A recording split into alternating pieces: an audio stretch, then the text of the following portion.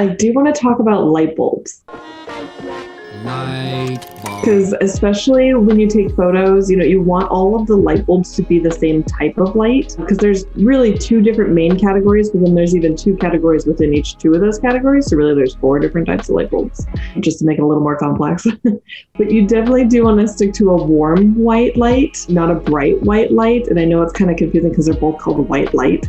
But bright white is that obnoxious, really bright white that almost reflects off of every surface. Whereas like a warm white light is more like a natural light. So it just sort of creates an ambiance in the space. And you definitely want to make sure they're all the same color. Otherwise you're going to get these yellow spots and these white spots. It's going to look kind of funny. That's really funny. Not only in person, but also in photos too.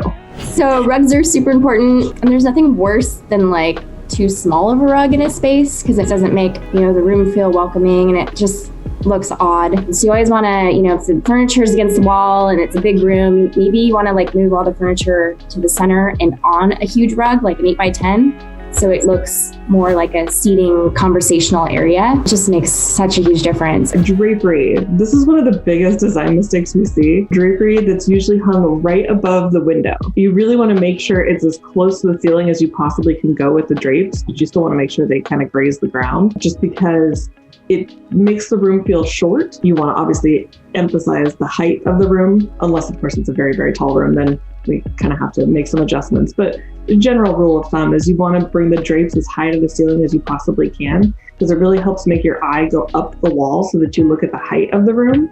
And that's really what is supposed to be the most impressive part of the space. And then we got paint. Paint is a big one.